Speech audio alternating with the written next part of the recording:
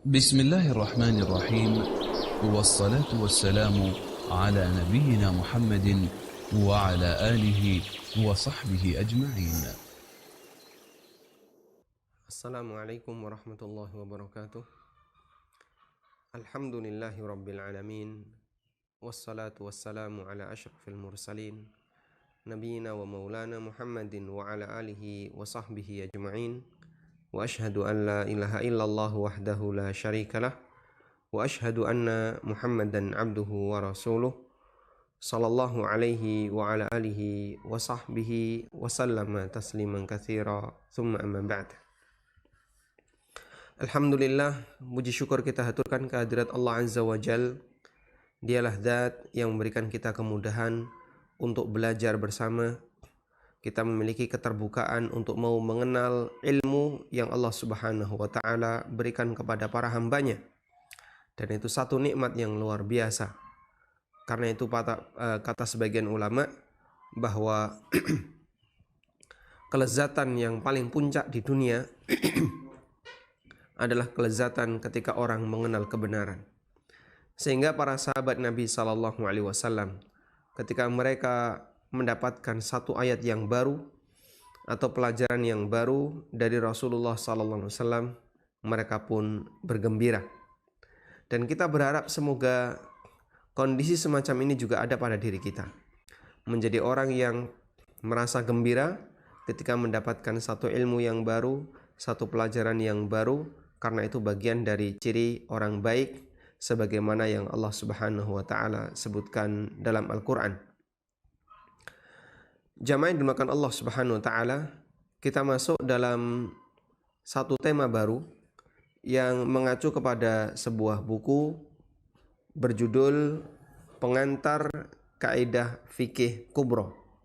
Pengantar Kaidah Fikih Kubro dan penerapannya dalam fikih muamalah. Buku ini ceritanya adalah sebuah modul yang kami siapkan untuk daurah tentang qawaid fiqhiyah diselenggarakan oleh kegiatan mahasiswa di UII, Universitas Islam Indonesia, dan diselenggarakan oleh salah satu yayasan mahasiswa di Yogyakarta, yaitu YPIA, Yayasan Pendidikan Islam Al-Athari. Awalnya hanya beberapa halaman kertas, beberapa lembar folio, kemudian kita kembangkan dan walhamdulillah menjadi sebuah buku yang bisa dijadikan sebagai modul dalam beberapa kajian. Dan buku yang ada di hadapan Bapak Ibu sebenarnya merupakan atau lebih banyak menyadur kepada satu karya yang ditulis oleh seorang profesor dalam masalah fikih, qawaid fiqhiyah. Beliau adalah Profesor Dr. Muhammad Siddiqi Burnu hafizahullah ta'ala. Dalam buku beliau Al-Wajiz fil Qawaidil Kulliyah. Al-Wajiz, satu buku ringkasan tentang kaidah kulliyah. Dan dari situlah saya banyak mengambil kesimpulan, kemudian bisa menjadi buku yang saat ini ada di hadapan Bapak Ibu. Kita akan membahas yang pertama, yaitu pengertian kaidah fikih. Kajian ilmu fikih memiliki banyak cabang. Salah satunya adalah kajian tentang kaidah fikih, al-qawaid fiqhiyah. Karena kajian ilmu fikih ada membahas usul fikih, ada membahas fikih tersendiri, ada membahas qawaid fiqhiyah, dan ada pembahasan-pembahasan yang lainnya. Istilah qawaid fiqhiyah terdiri dari dua kata. Yang pertama adalah al-qawaid, kaidah, dan yang kedua adalah fikih. Kita akan memahami dua istilah ini baik dari sisi tinjauan bahasa maupun istilah. Qawaid adalah bentuk jamak dari kata al-qaidah. Al-qaidah sendiri dari kata qa'ada yaq'udu, yang artinya menetap. Dalam bahasa Arab, duduk itu disebut dengan qa'ada yaq'udu. Tempat duduk disebut dengan maq'ad karena dia tempat orang untuk menetap. Sehingga ketika orang sudah duduk, dia nggak banyak berpindah. Kemudian karena itulah pondasi bangunan disebut dengan al-qawaid, karena dia menetap dan kokoh sehingga menjadi landasan bagi tembok yang dibangun di atasnya. Allah Ta'ala menceritakan tentang Ibrahim yang membangun Ka'bah. Allah berfirman, wa idh yarfa'u Ibrahimul qawa'ida minal baiti wa Ismail. Ingatlah ketika Ibrahim meninggikan pondasi-pondasi Ka'bah, pondasi-pondasi Baitullah, wa Ismail bersama Ismail. Dan Ibrahim ketika meninggikan pondasi Ka'bah, beliau menggunakan pijakan agar bisa lebih tinggi ketika beliau membangun Ka'bah. Nah, pijakan di situ ada bekasnya telapak kaki Ibrahim alaihissalatu wassalam, sehingga dia menjadi maqam Ibrahim. Dan diceritakan oleh Ibnu Katsir bahwasanya maqam Ibrahim, batu pijakan itu dulunya nempel Ka'bah. Kemudian di zaman Umar bin Khattab radhiyallahu anhu, batu pijakan itu dijauhkan dari Ka'bah agar tidak mengganggu orang yang sedang tawaf. Sehingga mereka yang sholat di belakang maqam Ibrahim, wattakhidhu min maqami Ibrahim musalla, mereka sholat di belakang maqam Ibrahim, dia bisa mengambil posisi yang lebih jauh dari mataf, dari tempat orang yang melaksanakan tawaf. Karena kita bisa memahami secara fungsi, kalau memang batu pijakan ini adalah dipakai oleh Ibrahim ketika beliau meninggikan Ka'bah, maka kalau tempatnya di tempat yang jauh dari Ka'bah, itu tidak bisa maksimal.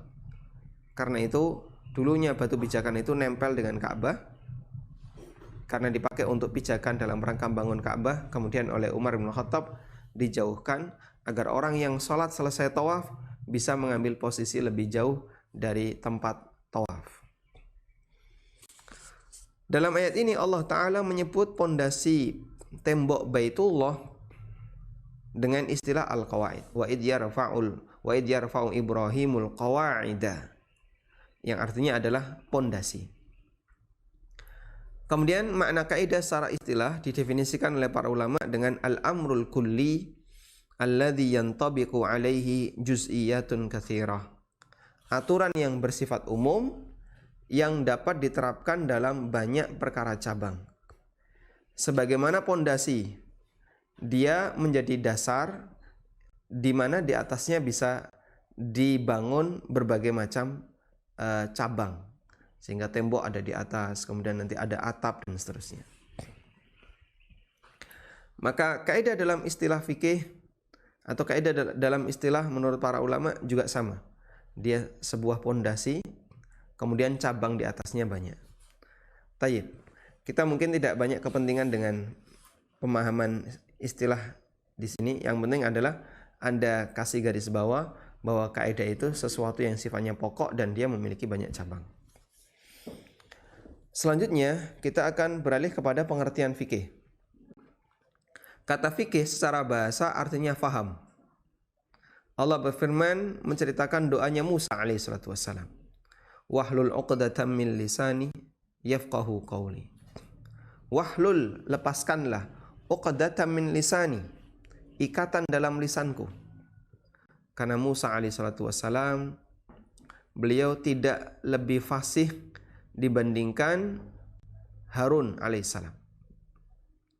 Karena itu beliau memohon kepada Allah Subhanahu wa taala, karena ini mau berdakwah kepada Firaun, maka beliau mohon agar lisannya itu dijadikan mudah untuk menjelaskan kebenaran. Dan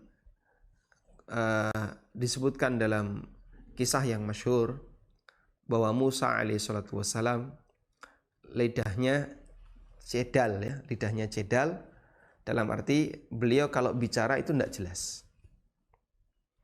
Dan itu jadi alasan Firaun untuk menolak dan menyudutkan Musa. Allah Subhanahu wa taala berfirman dalam Al-Qur'an ketika Firaun mendakwahkan atau ketika Fir'aun mendapatkan dakwahnya Musa, Fir'aun mengatakan, am ana khairun min hadzal ladzi huwa mahin. Akukah yang lebih baik ataukah orang ini yang hina? Sehingga dia merasa lebih baik dibandingkan Nabi dan menghina Nabi. Am ana khairun am hadzal ladzi huwa khair. Yang lebih baik aku ataukah orang ini yang hina ini? Orang yang hina ini maksudnya adalah Musa alaihissalam. Wala yakadu yubin, dan kalau ngomong enggak jelas. Sehingga Fir'aun menjadikan alasan tidak jelasnya Musa ketika bicara itu dijadikan sebagai alasan untuk menolak dakwahnya Musa alaihissalatu wassalam. Taib, ini makna fikih secara bahasa, artinya adalah faham. Dan Nabi SAW menyebutkan dalam hadis yang sahih, may yuridillahu bi khairan yufaqihu fid din. Siapa yang Allah kehendaki jadi orang baik, maka yufaqihu fid din, Allah jadikan dia orang yang faqih dalam masalah agama. Faqih dalam masalah agama artinya adalah orang yang paham dalam masalah agama. Sementara makna fikih secara istilah didefinisikan oleh para ulama, fikih adalah al-ilmu bil ahkam asy-syar'iyyah, al-amaliyah, al-muktasabah min adillatiha at-tafsiliyah. Definisi ini sudah pernah kita bahas di kajian pengantar fikih jual beli. Fikih adalah ilmu tentang hukum-hukum syar'i yang terkait dengan amalan dohir, yang digali, disimpulkan dari dalil-dalil yang rinci. Baik, ada 5 batasan ini ya. 5 batasan yang itu menjadi definisi ilmu fikih. Kita ulang. Fikih adalah al-ilmu. Karena dia ilmu, berarti untuk bisa mendapatkannya caranya gimana? Dipelajari. Nabi SAW mengatakan, innamal ilmu bitta'allum. Yang namanya ilmu itu dari hasil belajar. Sehingga bahan pengetahuan manusia yang berupa ilmu itu dari hasil usaha. Dari hasil usaha yaitu belajar. Karena dia bentuknya dari hasil usaha yaitu belajar, maka sifatnya terukur. Terukur artinya ada proses yang bisa dipahami. Ada tata cara, ada SOP yang bisa dimengerti oleh manusia. Berbeda dengan ilham. Kalau ilham itu bukan dari hasil belajar. Sehingga orang yang mendapatkan ilham, dia bukan hasil mencari, tapi hasil pemberian dari Allah Subhanahu wa taala. Karena ilham itu seperti wahyu yang Allah berikan kepada Nabi. Hanya saja untuk ilham diberikan kepada selain Nabi. Diberikan kepada beberapa orang soleh sebagaimana yang Allah ceritakan dalam Al-Quran. Seperti ketika Allah Subhanahu wa taala menceritakan tentang ibunya Musa, dan ibunya Musa bukan nabi. Wa auhayna ila ummi Musa an ardi'i, dan aku wahyukan kepada ibunya Musa an ardi'i, untuk menyusui Musa melalui proses sebagaimana yang diceritakan oleh Allah dalam Al-Quran. Begitu Musa lahir, ibunya ketakutan karena nanti akan dibunuh oleh pasukan Fir'aun. Allah Subhanahu wa taala memberikan ilham kepada ibunya Musa, lemparkan anakmu ke sungai. Anaknya dijaga oleh ibunya Musa, jangan sampai mati, ini kok malah disuruh untuk dilemparkan ke sungai. Akhirnya dikasih tabut dia, dikasih wadah bayi, kemudian ditaruh di sungai, kemudian dilabuh di sungai. Ditemu oleh keluarganya Fir'aun. Dan istrinya Fir'aun senang sekali dengan bayi ini. Lalu dia minta kepada Fir'aun, kita rawat biar kita jadikan sebagai anak angkat. Namun begitu Musa sampai di tempat ini, Musa menangis terus dan akhirnya mereka pun berusaha untuk mencari siapa wanita yang bisa menyusui bayi ini. Ya.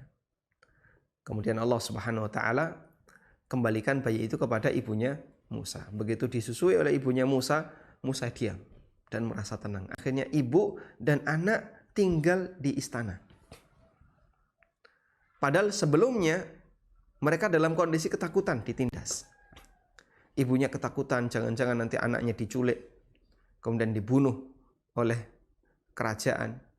Tapi sekarang mendapatkan suaka keamanan dari kerajaan. Dan itulah cara Allah Subhanahu wa taala membalas makarnya orang kafir. Wa makaru wa makarallah wallahu khairul makirin. Mereka makar, Allah pun membalas makar mereka, dan sebaik-baik makar adalah makarnya Allah Subhanahu wa taala. Tayyib.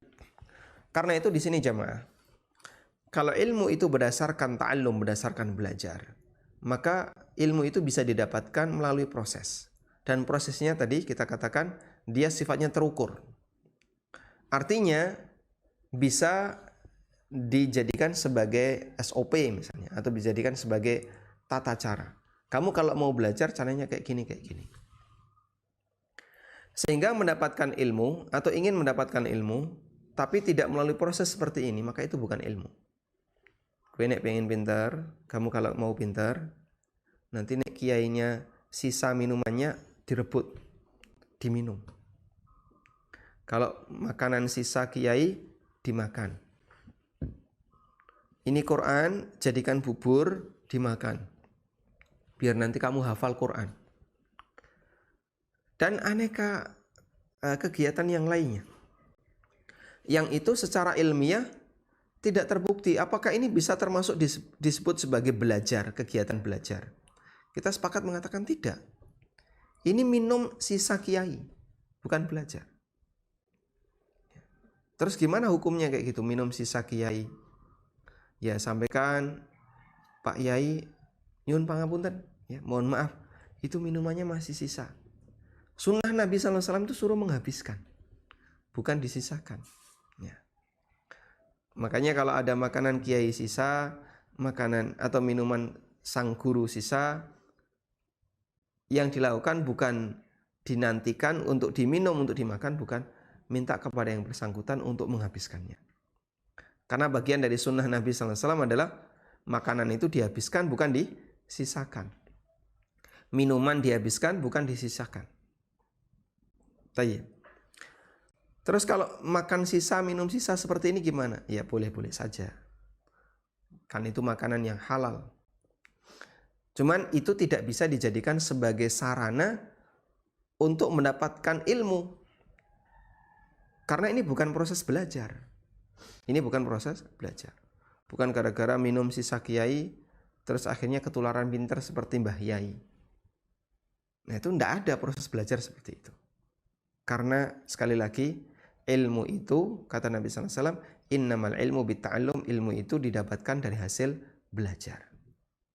Bukan dengan cara seperti ini. Namun jamaah kita jumpai banyak orang yang ketika mencari ilmu, caranya nggak benar. Bertapa, atau apalagi misalnya makan buku, ya, dan aneka cara yang lainnya. Yang itu bukan proses belajar. Dan ilmu juga tidak bisa diwariskan. Dalam arti ketika ada orang yang dia berilmu, maka tidak serta-merta nanti anaknya langsung menjadi berilmu. Ketika bapak ini mati, maka anaknya berilmu, tidak bisa seperti itu. Kecuali jika ilmu itu dipelajari dari generasi atasnya. Imam Malik bin Anas rahimahullah diceritakan bahwa beliau punya anak laki-laki yang suka mainan merpati. Suatu ketika Imam Malik melihat putranya membawa burung merpati. Lalu Imam Malik mengatakan, Alhamdulillahilladzi lam yaj'alil ilma warathan. Segala puji bagi Allah yang tidak menjadikan ilmu itu sebagai warisan.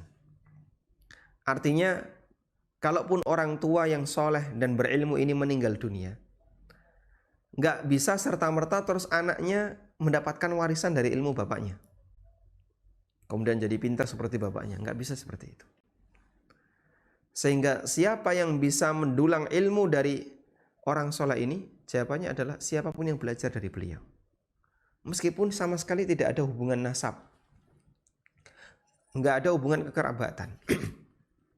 Dia orang lain, bahkan dari luar kota, bahkan dari luar negeri, nggak ada hubungannya. Tapi dia bisa mendapatkan ilmu karena belajar kepada sang guru. Tayyib. Kemudian kita beralih ke batasan yang berikutnya. Bil ahkam, terkait masalah hukum. Asy-syar'iyyah, syariat. Hukum syariat itu ada dua. Ada hukum taklifi, ada hukum wad'i. Apa itu hukum taklifi? Hukum taklifi adalah hukum terkait status perbuatan hamba. Contohnya, ya ada 5 itu. Wajib, sunnah, mubah, makruh, haram. Itu adalah status perbuatan hamba. Perbuatan kayak gini apa hukumnya? Wajib. Perbuatan kayak gini apa hukumnya? Sunnah. Dia menyebutkan tentang status perbuatan hamba. Maka hukum taklifi tidak berlaku untuk mereka yang bukan mukallaf, binatang. Apa hukumnya binatang makan najis? Ya, binatang makan najis nggak ada hukum bagi dia. Cuma nanti konsekuensinya, kalau binatang ini mau dimakan manusia, nah itu berlaku hukum taklifi tadi. Contoh ya, lele makan bangkai. Apa hukumnya? Ya bagi lele nggak ada hukum. Kenapa nggak ada hukum? Dia binatang. Cuma nanti kalau kita mau makan lele dan lele ini makan bangkai, maka status lele ini menjadi hewan jalalah. Dan hewan jalalah termasuk binatang yang dilarang untuk dikonsumsi.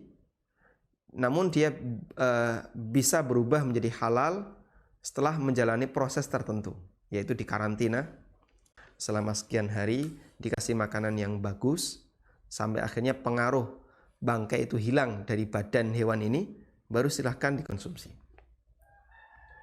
Ya. Karena itu binatang boleh mengkonsumsi sesuatu yang haram. Dulu pada waktu Nabi SAW dan para sahabat berangkat menuju Tabuk, ketika peristiwa perang Tabuk, mereka melewati perkampungan Nabi Saleh alaihissalam yang dibinasakan oleh Allah Ta'ala, kaum Tsamud. Dan Nabi SAW berpesan sebelum masuk ke perkampungan kaum Tsamud, ya, Nabi SAW berpesan, nanti kalau masuk kampung ini kalian harus mempercepat langkah kaki, jangan istirahat di situ, dan berusaha untuk nunduk takut kepada Allah Subhanahu Wa Taala, karena disinilah Allah Subhanahu Wa Taala pernah menurunkan azabnya. Jadi di kampung itu seperti yang kita tahu, kaum Tsamud punya kelebihan, pandai memahat gunung, sehingga gunung itu dipahat, ya, dipahat lalu jadi rumah, dan mereka merasa hebat. Wah, kita punya kekuatan seperti ini, punya kehebatan seperti ini. Akhirnya mereka pun tidak mau beriman kepada Nabi Saleh alaihissalatu wassalam, kemudian dibinasakan oleh Allah Subhanahu Wa Taala. Nah, Nabi SAW berpesan, pokoknya kalau lewat di sini, percepat langkah kalian dan jangan istirahat, menunduk takut kepada Allah Subhanahu Wa Taala. Namun ada salah satu sahabat yang ngambil air di sumur di kampung itu, mengambil air sumur di kampung itu. Dilaporkan kepada Nabi SAW, ya Rasulullah, ada yang kayak gini. Akhirnya Nabi SAW perintahkan agar air itu dikasihkan ke onta. Kemudian dikasihkan ke onta, diminum oleh onta. Tayyib. Kemudian hukum yang kedua adalah hukum wad'i. Apa itu hukum wad'i? Hukum wad'i adalah hukum terkait batasan kegiatan hamba. Batasan kegiatan hamba itu maksudnya gimana, Pak? Ada syarat, ada wajib, ada rukun, ada nilai sah dan tidak sah, sehingga dia berbicara dari sisi batasan kegiatan hamba. Kamu kalau mau sholat, syaratnya ini, wajib sholatnya ini, rukunnya ini, yang sunnah bagian ini. Sehingga amalannya ada batasan-batasannya. Nah, dua hukum itu disebut dengan hukum syariat. Hukum taklifi dan hukum wad'i. Tayyib. Nah, berdasarkan batasan ini, bahwasanya ilmu ini berkaitan dengan hukum syariat, maka ilmu yang tidak berkaitan dengan hukum syariat nggak masuk kajian fikih. Misalnya ilmu tentang teori fisika, teori kimia, teori nuklir, itu tidak masuk dalam kajian fikih karena dia tidak berkaitan dengan ahkam asy-syar'iyyah.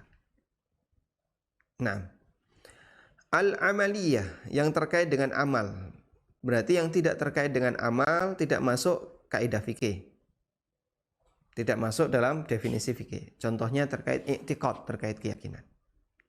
Sehingga akidah itu tidak dibahas dalam ilmu fikih karena akidah tidak terkait dengan amal tapi terkait dengan keyakinan. Termasuk juga misalnya ilmu yang berbicara tentang masalah yang tidak ada hubungannya dengan fikih. Misalnya tentang tafsir, dari sisi bahasa, kajian bahasa Arab dan seterusnya. Ilmu seperti ini bukan termasuk ilmu fikih karena dia tidak terkait dengan amal. Al-muktasaba min adillatiha, yang disimpulkan dari dalil-dalilnya. Kalimat disimpulkan menunjukkan bahwasanya dia dari hasil proses ijtihad. Maka fikih itu terukur, tidak bisa orang sembarang ngomong. Dia harus berdasarkan proses ijtihad. Dan proses ijtihad itu terukur. Terukur artinya gimana? Ya, ada standarnya. Sehingga tidak serta-merta pendapat yang disampaikan oleh seseorang itu bisa disebut sebagai pendapat hasil ijtihad.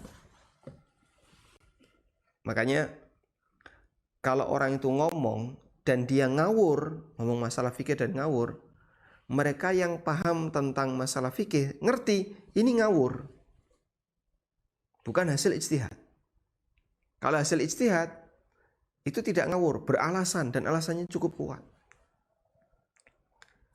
Karena itu untuk bisa mengetahui ini ucapan hasil ijtihad ataukah bukan, orang butuh piranti mempelajari ilmu usul fikih. Sehingga ketika dia paham ilmu usul fikih, ada seorang tokoh agama, bahkan tokoh nasional, tokoh agama nasional, dia bicara tentang masalah agama tapi tidak berdasarkan kaidah ijtihad, nanti orang akan menilai ini ngawur. Mereka yang paham usul fikih akan menilai ini ucapan ngawur. Misalnya ya, ada salah satu tokoh ditanya, "Pak Yai, kenapa Pak Yai mengatakan bahwasanya bunga bank itu bukan riba? Dalilnya apa?" Marah dia. Jangan tanya-tanya dalil. Aku ki gento, dudu ulama. Aku ki gento, dudu ulama. Saya itu preman, bukan ulama. Nah, kalau preman, kenapa ngisi pengajian? Dan dia bahkan membuka misalnya kesempatan, yang mau ngundang silahkan, tarifnya sekian. Sementara dia sendiri ngaku preman. Artinya kita bisa tahu fatwa dia, pernyataan dia bahwasanya bunga bank itu tidak termasuk riba adalah fatwa yang ngawur, kesimpulan yang ngawur. Kalau hasil fikih melalui proses ijtihad, orang bisa menjelaskan dengan baik. Oh, kenapa ini tidak termasuk sesuatu yang haram? Penjelasannya kayak gini. Kenapa saya membolehkan ini padahal yang lain mengatakan kalau itu dilarang? Alasannya kayak gini. Karena di situ dari hasil proses ijtihad. Tayyib. Karena itu mendapatkan ilmu fikih bukan dari hasil mimpi, bukan dari hasil berhayal, tapi dari hasil ijtihad. Sehingga kalau ada kesimpulan fikih yang itu merupakan hasil mimpi, para ulama tidak mengakuinya. Contohnya, ya, ada satu doa yang masyhur, ya, doanya yaitu doa ketika sujud sahwi. Subhana man la yanamu wa la yashu, atau subhanalladzi la yanamu wa la yashu. Kata Al-Hafidz Ibnu Hajar rahimahullah, doa sujud sahwi ini aslinya adalah hasil mimpi salah satu tokoh sufi, kemudian disebarkan secara umum di masyarakat. Bisa nggak ini disebut sebagai bagian dari fikih? Nggak bisa. Kenapa? Karena fikih itu bukan dari hasil mimpi. Baik. Terus apa manfaatnya ada ilham, ada ada bisikan yang tujuannya untuk menguatkan batin seorang hamba? Kalaupun betul ada orang yang mengaku dia dapat ilham dan betul-betul dapat ilham, maka sebenarnya fungsi ilham itu sama sekali tidak memberikan tambahan bagi aturan syariat. Karena syariat ini sudah sempurna, sehingga manusia yang hidup setelah Nabi Muhammad SAW tidak mungkin dia dikasih ilham oleh Allah untuk menyempurnakan syariat. Terus fungsinya apa? Fungsi ilham di situ hanyalah dalam rangka untuk menguatkan dirinya agar semakin yakin dengan kebenaran syariat, bukan nambahi syariat. Tayyib. Nah, misalnya ada orang yang beristihad, lalu dari hasil ijtihadnya dia kesulitan untuk mendapatkan jawaban. Kemudian Allah Subhanahu wa taala berikan ilham kepadanya, akhirnya dia pun tahu bagaimana jawabannya. Dan itu contoh ilham. Nah, kadang para ulama ketika membahas hasil penelitiannya, dia komentar, saya berusaha berkali-kali mempelajari ini tapi nggak nemu-nemu hasilnya. Akhirnya sampai satu ketika Allah Subhanahu wa taala arahkan saya untuk mempelajari buku tertentu yang tidak terkenal. Alhamdulillah ketemu jawabannya. Atau di posisi ketika dia sedang berzikir, di posisi ketika dia sedang beribadah kepada Allah, kemudian Allah kasih ilham, terus ketemu jawabannya. Nah, itu ilham. Dan orang mendapatkan ilham itu kan sifatnya pribadi, artinya orang lain tidak ngerti. Makanya ketika ada orang mengatakan saya ini dapat ilham, ya, saya bisa percaya, saya juga boleh tidak percaya. Saya boleh percaya dan boleh juga tidak percaya. Misalnya saya katakan, saya nggak percaya kamu dapat ilham. Kenapa? Lah saya nggak yakin. Apa buktinya? Kamu mendapatkan itu sendiri. Beda dengan ilmu. Kalau ilmu terukur, sehingga ada sejarahnya. Ya, Ustadz ini beliau ngajar fikih. Loh kenapa? Oh dulunya beliau itu pernah mondok di sini, pernah ngaji di sini, bahkan pernah kuliah di sini. Sehingga orang tahu apa? Riwayat sejarahnya. Dari situ orang bisa ngerti berarti dia sudah punya ilmu tentang masalah ini. Karena memang sekolahnya fokus di situ, belajarnya fokus di situ. Nah, itu contoh bagaimana ilmu itu sifatnya terukur, sedangkan ilham itu tidak terukur. Kita bisa bandingkan dua hal ini. Min adillatiha tafsiliyah, dari dalil-dalil yang rinci. Disebut dalil yang rinci karena dalil itu ada dua. Ada dalil ijmali, ada dalil tafsili. Dalil ijmali artinya dalil global. Sedangkan dalil tafsili artinya dalil yang rinci. Dalil ijmali contohnya apa? Ya ayyuhan nasu ubudu rabbakumul ladzi khalaqakum wal ladzina min qablikum. Wahai manusia, beribadahlah kepada Allah Rabb kalian yang telah menciptakan kalian dan orang-orang sebelum kalian. Di situ ada dalil ijmali. Sehingga dalil ijmali ini apakah bisa dipakai untuk pendalilan bahasanya sholat itu wajib? Tidak bisa. Yang kedua adalah dalil tafsili. Dalil tafsili itu dalil yang rinci, yaitu berkaitan langsung dengan amal tertentu. Misalnya aqimus shalah wa atuz zakah. Dia berkaitan dengan amal tertentu. Tayyib. Kemudian gabungan dari dua kata di atas, yaitu qawaid dan fiqhiyah, maka jadilah qawaid fiqhiyah dan menjadi istilah baru, menjadi ilmu baru juga yang didefinisikan oleh para ulama, al-amrul kulli alladhi yantabiqu alaihi juz'iyatun katsirah tufhamu ahkamuha minhu. Aturan yang bersifat umum, general, yang dapat diterapkan pada banyak masalah cabang untuk memahami hukum cabang dari aturan itu. Ini keterangan As-Subki dan kami kutip dalam kitab Al-Wajiz fi Idahil Qawaid Fiqhiyah Al-Kubra. Wallahu alam. Tayyib. Kita coba bantu dengan tulisannya.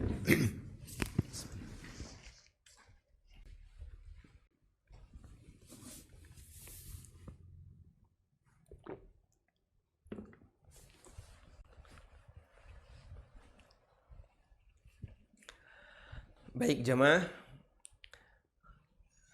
materi kita adalah tentang qawaid fiqhiyah, dan tadi telah kita sampaikan bahwa qawaid fiqhiyah itu salah satu di antara cabang ilmu fikih. Seperti yang kita tahu begini ya, ilmu itu semakin kemana ini? Semakin ke sana itu semakin melebar. Ya. Semakin melebar dalam arti dia semakin memiliki banyak cabang. Makanya dia semakin dipelajari, nanti cabangnya semakin banyak. Dan itu tidak hanya berlaku dalam ilmu agama, termasuk juga berlaku dalam ilmu dunia. Seperti misalnya ya, mungkin di masa silam sebelum sains itu berkembang pesat, orang memahami bahasanya ilmu sains ya, atau ilmu kimia ya kayak gini, ilmu fisika seperti ini. Tapi kemudian setelah berjalannya waktu dibagi-bagi lagi. Ada fisika yang belajar bumi, ya, geofisika, ada fisika yang belajar tentang bebatuan khusus, jadi ilmu tertentu, bahkan jadi jurusan geologi. Ada fisika yang belajar khusus masalah listrik, ada yang listrik arus kuat, listrik arus lemah, ada yang khusus bahas masalah apalagi misalnya bahas masalah bangunan. Dan itu juga ada dua, ada yang dari sisi estetika dan ada yang dari sisi etika ya. Ada ilmu arsitek, ada ilmu sipil, teknik sipil, dan aneka yang lainnya. Dalam agama juga demikian. Dulu para sahabat mereka belajar kepada Nabi SAW dari ceramah yang beliau sampaikan, kuliah yang beliau sampaikan. Dan itu campuran. Ada tafsir, ada akidah, ada masalah fikih, ada akhlak, campuran.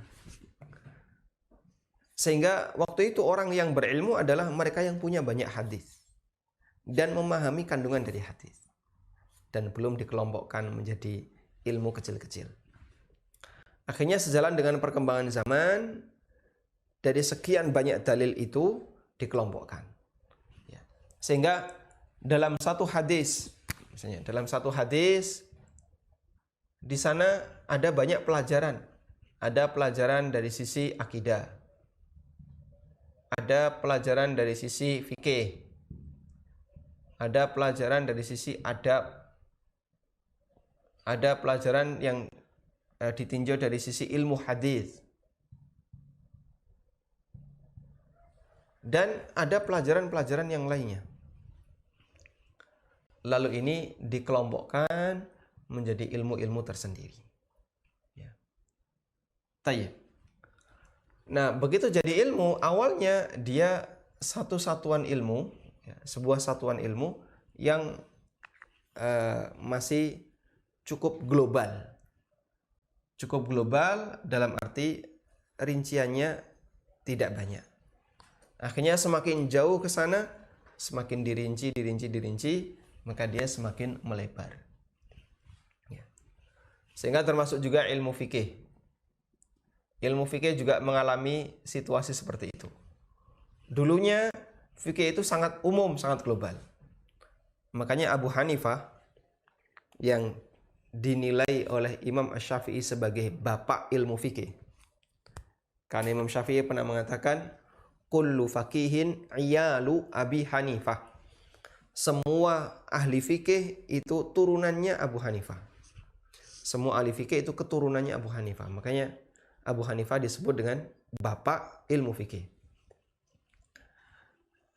Abu Hanifah sendiri mendefinisikan ilmu fikih itu ma'rifatu an-nafsi ma lahu wa ma alaihi. Kata Abu Hanifah, ilmu fikih itu ma'rifatun nafsi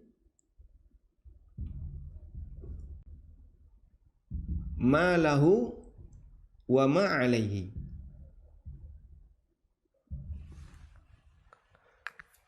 Ilmu fikih adalah mengenal apa yang menjadi hak sebuah jiwa dan apa yang menjadi kewajibannya. Sehingga bahasa lainnya ilmu fikih itu mengenal hak dan kewajiban. Mengenal hak dan kewajiban. Ini definisi ilmu fikih menurut keterangan Abu Hanifah. Nah, dan hak dan kewajiban itu sifatnya sangat luas. Artinya dia mencakup hak dan kewajiban dalam masalah akidah, dalam masalah fikih, dalam masalah adab, dalam masalah tafsir, dan yang lainnya. Baik. Kemudian sejalan dengan perkembangan zaman, karena ini terlalu luas, yang sering diistilahkan oleh para ulama dengan al-fiqhul akbar. Makanya fikih dengan definisi Abu Hanifah itu disebut dengan al-fiqhu al-akbar, fikih besar. Cakupannya terlalu umum. Oleh para ulama dibuat lebih sempit lagi dan jadilah sebuah definisi yang tadi sudah kita bahas, yaitu al-ilmu bil ahkam syar'iyyah al-amaliyah al-muktasabah min adillatiha at-tafsiliyah. Ada 5 batasan tadi. Baik, saya tidak perlu mengulang. Sudah? Nah, ilmu terkait hukum fikih ini ada banyak cabang ternyata. Ada yang bahas fikih tersendiri, fikih tersendiri. Ada yang bahas usul fikih. Ada yang bahas qawaid fikih. Nanti insya Allah akan kita sebutkan, ada pembahasan apa perbedaan antara usul fikih dengan qawaid fikih. Kemudian ada yang bahas sekarang lagi mulai banyak digencarkan nazariyat fiqhiyah. Nazariyat fikih. Bahasa lainnya diskusi mendalam tentang fikih. Dan masih ada beberapa cabang-cabang ilmu yang lainnya. Nah, ini di fakultas syariah. Di fakultas syariah itu dibuat lebih rinci. Nanti fikih ini yang paling banyak ya. Ada fikih ibadah, ada fikih usrah, fikih muamalah, ada fikih keluarga, dan seterusnya. Baik. Ini tentang gambaran umum dari sisi ilmu fikih. Kemudian jamaah, kita fokus di bagian ini ya. Kita membahas ilmu qawaid fikih. Qawaid tadi adalah kaidah yang dia ibarat sebuah pondasi sehingga nanti bisa dibangun tembok di atasnya. Makanya semakin kuat pondasi, ada peluang untuk membangun tembok di atasnya semakin kuat. Karena itu kalau orang tidak punya kekuatan pondasi, kemudian dia mau membangun sesuatu yang megah di atasnya, gampang roboh. Karena itu, jika orang ingin memiliki ilmu yang bagus terkait ilmu tertentu, maka pondasinya harus kuat. Dan itu berlaku bagi semua ilmu. Baik ilmu fikih, ilmu akidah, maupun yang lainnya. Baik. Karena itu kalau orang belum memiliki pondasi yang kokoh, tapi dia sudah belajar ilmu fikih yang terlalu jauh, biasanya lebih gampang goyang. Makanya kita belajar pondasi ini tujuannya biar lebih mudah mengenal bagian atas. Karena itu di buku saya sebutkan ya, beberapa manfaat dari ilmu fikih atau ilmu usul fikih, ilmu qawaid fiqhiyah. Manfaat belajar ilmu qawaid fiqhiyah. Kata Al-Qarrafi, kullu fiqhin lam yukharraj 'ala al-qawaid falaysa bi syai'. Semua fikih yang tidak diturunkan dari kaidah itu tidak ada nilainya. Maksudnya adalah kurang kuat.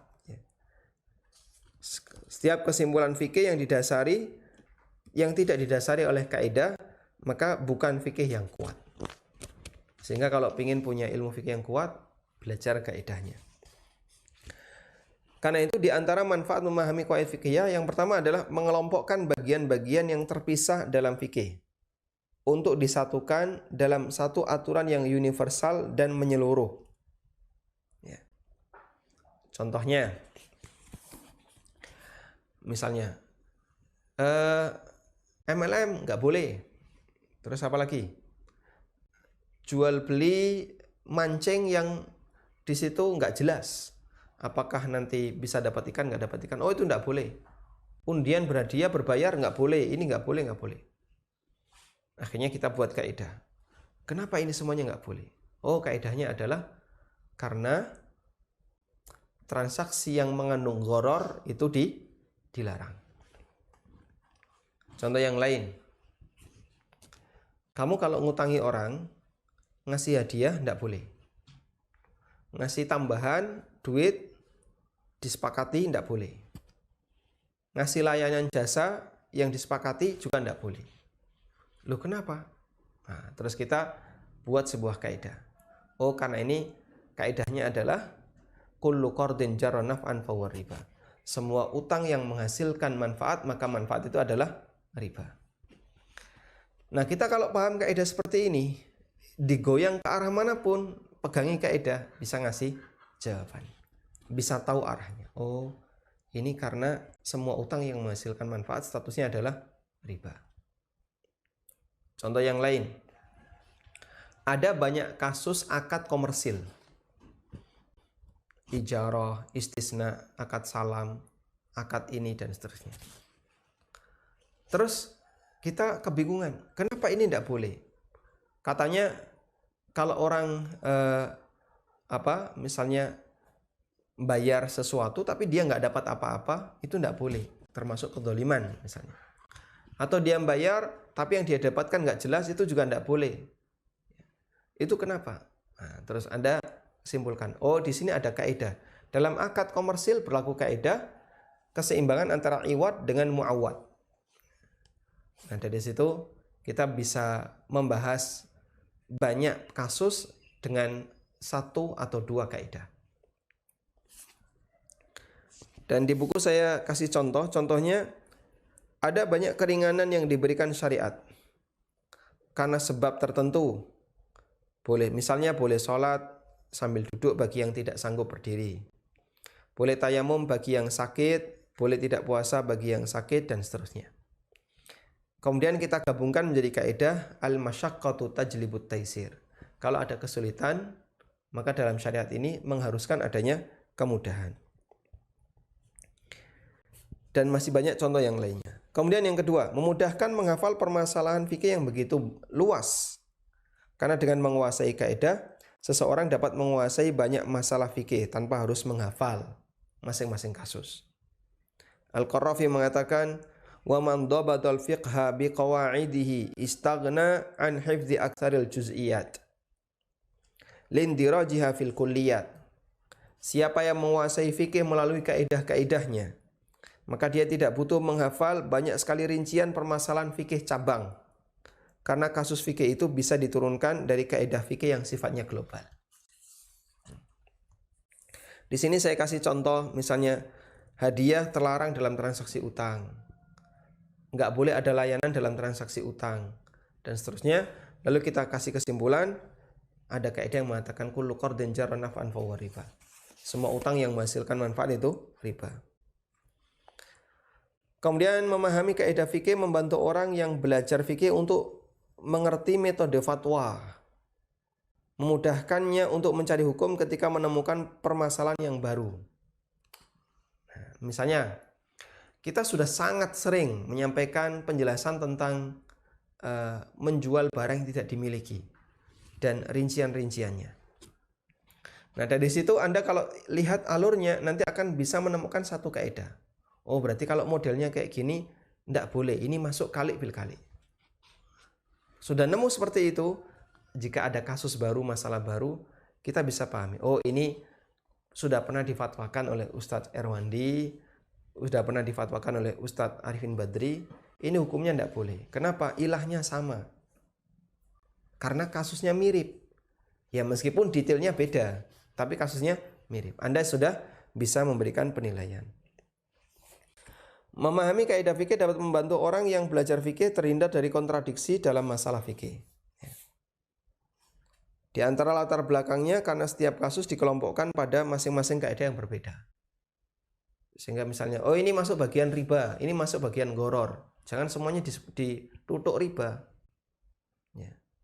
Kadang ada orang yang misalnya mengklaim, itu nggak boleh tat ya, karena riba tat, itu kan riba toh tat. Nah, tanyanya itu kan riba toh tat. Ya.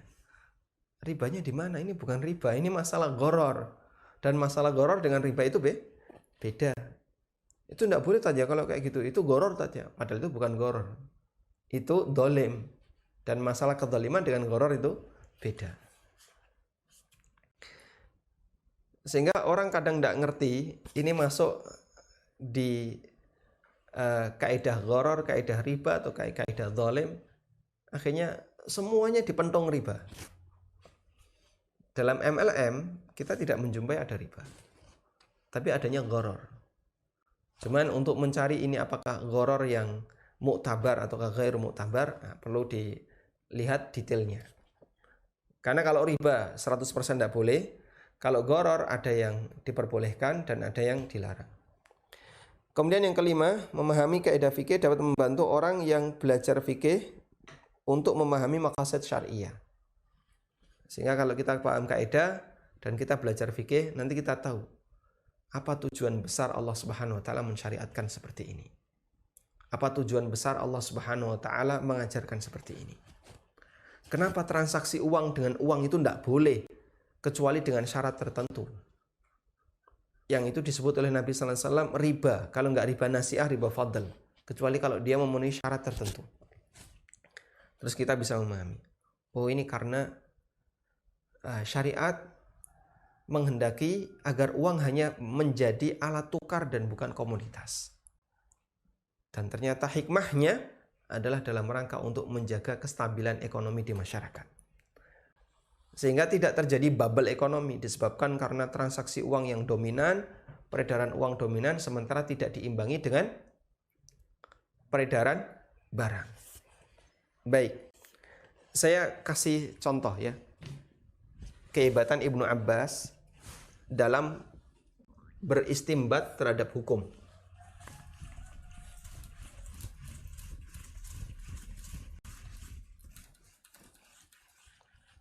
Ada dua hadis yang itu dapat kita atau dengan kita melihat keterangan Ibnu Abbas kita bisa tahu betapa cerdasnya Ibnu Abbas radhiyallahu anhu. Yang pertama hadis tentang larangan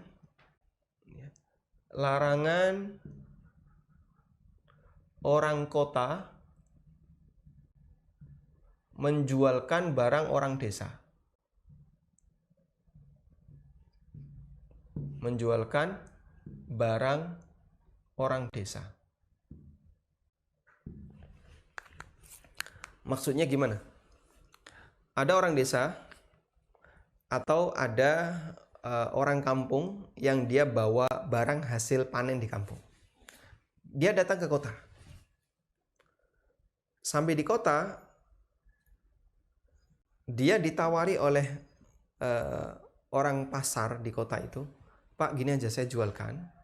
Bapak kan enggak tahu harga di sini. Saya jualkan, nanti Bapak kasih saya persen berapa, terserah. Misalnya 2% atau 3% dari hasil total penjualan. Nabi SAW melarang seperti itu. Beliau bersabda, La yabi hadirun libadin. La yabi hadirun libadin.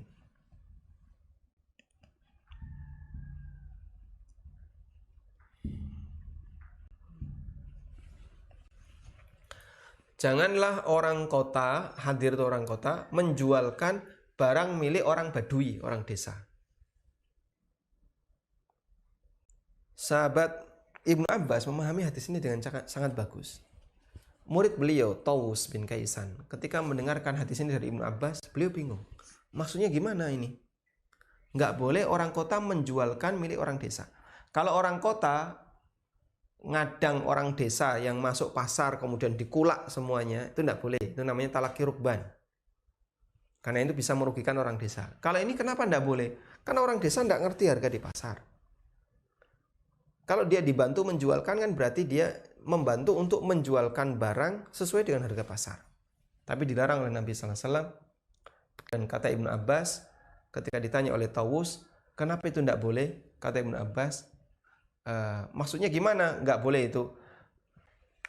Laisa bainahuma simsar. Tidak boleh ada makelaran di antara keduanya. Sehingga memakelari orang ketika mau menjual sesuatu di pasar itu tidak boleh. Memakelari orang di sini ya, orang kampung yang dia belum tahu harga pasar yang sebenarnya, itu tidak boleh. Biarkan dia menjual sesuai dengan harga yang dia inginkan di pasar. Dalam hadis yang lain Nabi SAW mengatakan, da'illaha yurziku ba'dahum ba'dah. Biarkan Allah Subhanahu wa taala memberikan rizki kepada sebagian hamba. Da'illaha yarzuqu ba'dahum bi ba'din. Berikan Allah ngasih rizki kepada sebagian hamba dengan dihadirkan hamba yang lain. Ketika orang desa ini menjualkan atau menjual barang sendiri, maka harga barang itu akan menjadi lebih murah. Tayyib. Yang kedua, kasus larangan menjual barang sebelum diterima.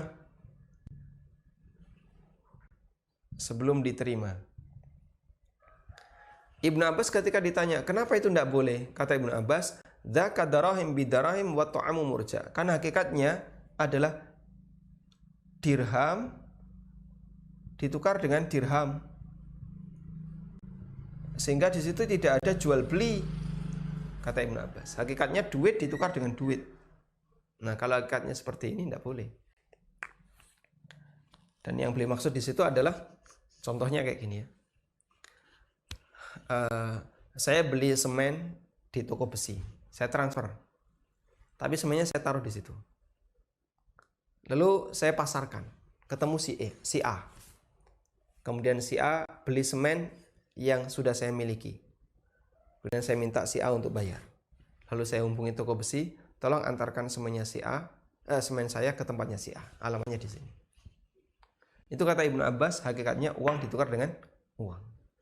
Nah, itu contoh ketika orang paham tentang kaidah, dia bisa memahami banyak kasus dengan baik.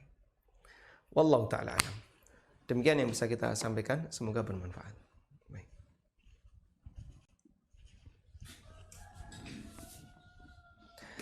Selanjutnya kami persilakan bagi Anda yang mau menyampaikan sesuatu. Kita dahulukan dengan membaca pertanyaan melalui WA. Assalamualaikum Ustadz. Waalaikumsalam warahmatullahi wabarakatuh. Izin bertanya, saya dapat fasilitas COP atau Car Ownership Program dari perusahaan yang cicilannya dipotong dari gaji tiap bulan dengan porsi 25% dari nilai barang, periodenya 5 tahun. Namun PT kami menunjuk pihak leasing untuk pengadaannya. Dalam perjanjian, bila kami resign sebelum 5 tahun, ada opsi menebus mobil atau opsi tarik mobil dan bayar penalti. Status kepemilikan mobil atas nama leasing. Biaya maintenance dan lain-lain ditanggung leasing. Kami perjanjian dengan HRD PT, namun isinya menyetujui perjanjian dengan leasing. Apakah seperti ini diperbolehkan? Jazakallahu khairan. Wa jazakumullahu khairan. Baik, ini cukup kompleks pertanyaan yang disampaikan. Dan kalau kita perhatikan dari apa yang disampaikan, intinya perusahaan bekerja sama dengan lembaga ribawi untuk pengadaan kendaraan bagi para karyawan, dan nanti karyawan akan membayar dengan cicilan utang, cicilan gaji atau dia cicil sendiri. Wallahu ta'ala alam. Jika di situ ada transaksi riba, misalnya bunganya ditanggung oleh perusahaan, betul karyawan nggak bayar bunga, tapi bunganya ditanggung oleh perusahaan, maka kita hindari yang seperti ini. Tapi kalau misalnya tidak ada transaksi riba, sehingga skema yang terjadi adalah pihak perusahaan beli mobil dari dealer, kemudian setelah dimiliki mobil itu dijual kepada karyawan secara kredit tanpa bunga, sehingga dulu belinya 100 dijual 100. Nah kalau seperti itu insya Allah diperbolehkan. Wallahu a'lam. Maka kita hindari. Silahkan. Tapi kalau misalnya tidak ada. Silahkan. Maaf Ustadz, mau Ya. nanya. Mohon volume televisinya dikecilkan, Pak. Udah. Nah, Jadi gini Pak Ustadz, yang kemarin itu si produsen kan membebani pajak kepada konsumennya.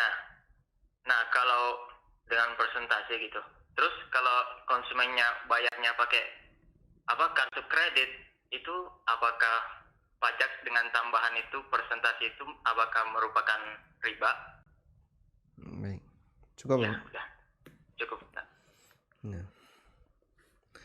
Jika konsumennya bayarnya pakai kartu kredit, apakah itu termasuk riba? Yang kami ketahui nggak ada hubungannya antara pajak dengan kartu kredit di sini.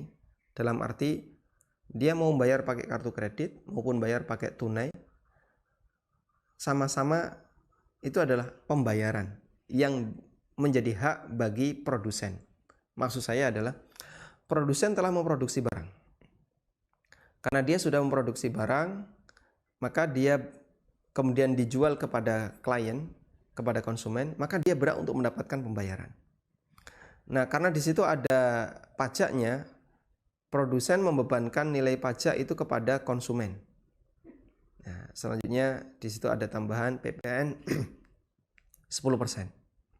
Di posisi ini, produsen tidak memiliki pajak tadi 10%. Kan dia hanya memberikan info, Bapak kena pajak, dan pajak Bapak bisa dititipkan ke kami dan nanti akan kami bayarkan. Nilainya 10% dari harga barang.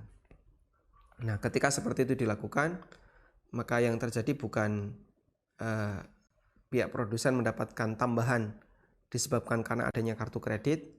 Nah, bayarnya pakai kartu kredit maupun debit itu sifatnya hanya sebatas metode pembayaran teknis dan tidak ada kaitannya dengan hukum keberadaan pajak tadi. Itu yang saya pahami. Wallahu a'lam. Tayyib. Saya ulang ya karena teleponnya putus. Jadi bayarnya mau pakai kredit maupun pakai kartu debit itu kan urusan konsumen dengan bank. Bukan urusan produsen dengan konsumen. Maka Anda dibayar pakai kredit, pakai kartu kredit maupun pakai kartu debit, itu bukan urusan Anda. Satu. Yang kedua, keberadaan pajak itu adalah kewajiban konsumen yang harus dibayarkan oleh konsumen, bukan kewajiban Anda. Tapi Anda hanya meminta kepada konsumen, silakan dititipkan ke kami karena nanti Dirjen Pajak akan nagih ke tempat kami. Ya. Kemudian pajak itu Anda tampung, dan karena sudah dideklarasikan sebagai pajak, wajib bagi Anda untuk menyerahkan semua itu ke negara. Karena tadi akadnya adalah 10% untuk negara. Wallahu a'lam. Kita coba bacakan pertanyaan melalui ya. Baik, kita angkat dulu teleponnya. Silahkan. Assalamualaikum. Waalaikumsalam warahmatullahi. Ini Ustadz, saya pernah mau beli cemilan gitu ya. Kemudian lihat iklan di story WA. Ketika ketemu iklan yang cocok, kemudian saya menghubungi pedagangnya, nanya ini itu harganya, udah tertarik, terus saya pesen. Kemudian pedagangnya dengan enteng bilang, maaf, ini nggak dijual soalnya belum ada pembeli lain yang beli. pedagang seperti itu boleh nggak ya Ustadz menawarkan dagangan, tapi ketika kita tertarik mau beli dia menjawabnya seperti itu. Baik. Terus Coba. pertanyaan kedua, saya juga pernah beli baju, kemudian ada cacat gitu ya, saya menghubungi pembelinya, terus disuruh ngembaliin, terus dikirim lagi yang gantinya ternyata masih bermasalah lagi, terus saya disuruh kirim lagi. Nah, berarti kan saya udah bolak-balik ngirim barang itu kan ada ongkirnya ya. Nah, kalau kondisinya seperti itu tuh ongkirnya harusnya yang nanggung siapa ya Ustadz ya? Baik. Itu aja pertanyaannya Ustadz. Syukran sebelumnya. Jazakallahu khair, barakallahu fiik. Waalaikumsalam. Ada orang yang menawarkan barang, tapi ketika datang pembeli dia malah nggak jadi menawarkan. Ya. Terus gimana ini? Ya kalau memang itu nggak jadi untuk dijual, maka sebaiknya tidak ditawarkan. Kecuali kalau misalnya barang itu akan kami jual tapi dengan volume tertentu. Misalnya baru bisa kami produksi, baru bisa kami jual kalau yang pesan sampai 10 orang. Berarti harus disebutkan dalam penawaran. Kami menjual barang ini namun baru bisa kami produksi jika ada 10 pemesan. Nah, kalau ada orang yang pesan, dia tahu ini tidak langsung diproduksi, nunggu dulu sampai ada pemesan yang lain. Kalau seperti itu insya Allah tidak masalah, berarti tidak ada nilai kebohongan, tidak mengecewakan orang yang sudah pesan dan seterusnya. Terus kalau sudah pesan ternyata dia nggak jadi jual gimana? Ya secara hukum tidak mengikat, ya, karena tidak ada akad. Ya. Sehingga ibu di posisi baru pesan, tidak ada akad apapun, karena tidak ada akad berarti secara hukum tidak mengikat. Sebagaimana pembeli berhak untuk membatalkan karena belum akad, penjual juga berhak untuk membatalkan dengan alasan yang sama yaitu belum akad. Selanjutnya tentang masalah cacat. Karena jual belinya online berarti harus kirim ulang, kirim balik dan itu butuh ongkir. Siapa yang nanggung ongkirnya? Yang nanggung ongkirnya adalah penjual. Kok bisa? Karena cacat di sini bukan kesalahan konsumen. Konsumen punya hak untuk mendapatkan barang dalam kondisi selamat, ya, mendapatkan barang dalam kondisi selamat sampai di tempatnya, dan kewajiban dia adalah bayar harga barang plus biaya ongkir pertama. Kalau ongkirnya nggak gratis. Nah, ketika ada cacat berarti itu kesalahan siapa? Kesalahan penjual. Maka seluruh konsekuensi yang disebabkan karena kesalahan penjual ditanggung oleh penjual. Sehingga nanti dikembalikan ke penjual dan ongkir ditanggung oleh penjual. Wallahu a'lam. Baik. Kita bacakan pertanyaan melalui WA. Assalamualaikum Ustadz. Waalaikumsalam warahmatullahi. Jika kita invest uang, kemudian oleh uang terus disebutkan disalurkan ke petani untuk modal penanaman atau peternakan, kemudian dalam jangka waktu yang sudah ditetapkan mendapatkan bagi hasil yang persentasenya sudah ditentukan awal. Ini bagaimana? Diperbolehkan. Baik, jika sesuai kaidah yang kemarin kita sampaikan ya, kalau investasi kemudian nanti ketika untung ada bagi hasil, tadi gimana? Modal dibaca ulang.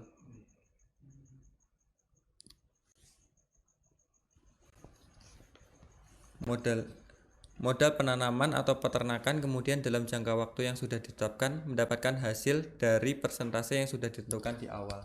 Persentase modal atau persentase hasil? Tidak disebutkan, Ustaz. Baik, karena nggak disebutkan. Kalau persentase modal tidak boleh, karena itu sama dengan riba. Kalau persentase dari hasil diperbolehkan. Dan kami sarankan silakan Anda simak kembali kajian di pertemuan kemarin yang bahas tentang kaidah dalam masalah mudharabah. Nah, silahkan. Assalamualaikum warahmatullahi wabarakatuh. Waalaikumsalam warahmatullahi wabarakatuh. Ustaz, awal mau tanya, tadi kan Ustaz sampaikan setiap hutang tidak boleh ada manfaat, Ustaz ya. Kondisinya bagaimana kalau kondisinya ini, Ustaz? Ada saudara yang selama ini ada beberapa saat ini butuh bantuan untuk kebutuhan sehari-hari, sehingga kita berikan hutang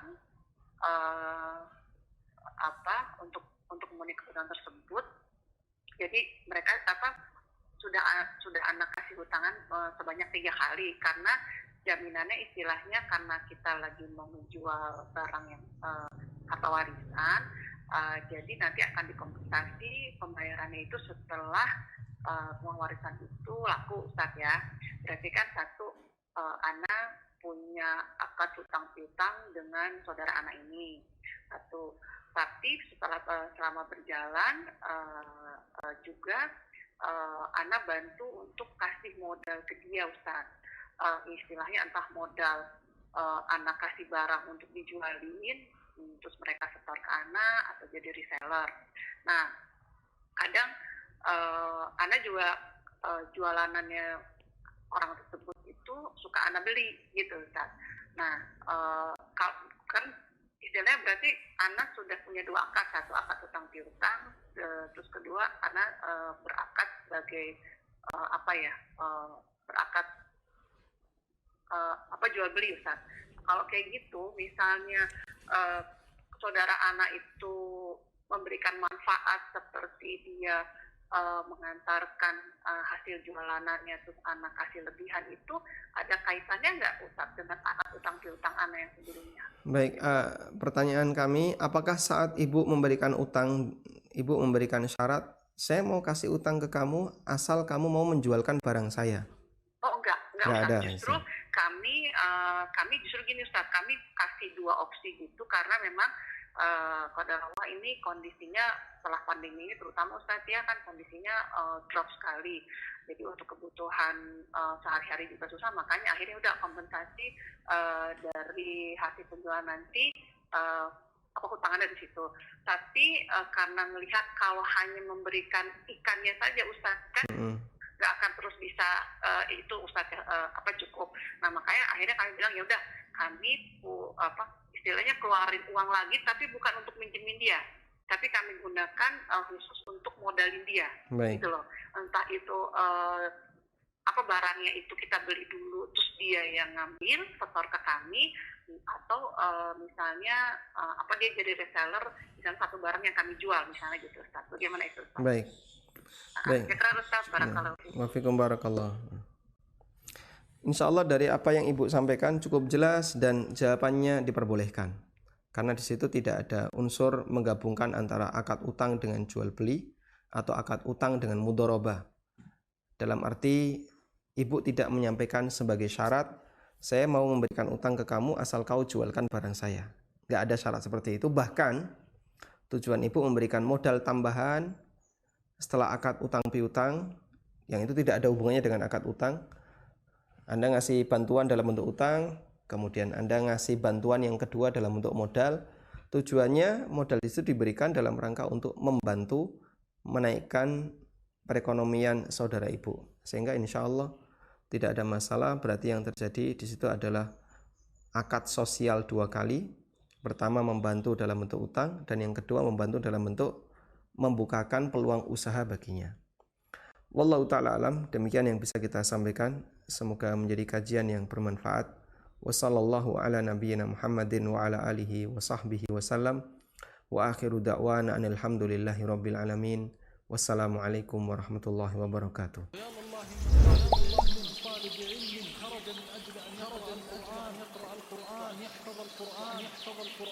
محمد صلى الله عليه وسلم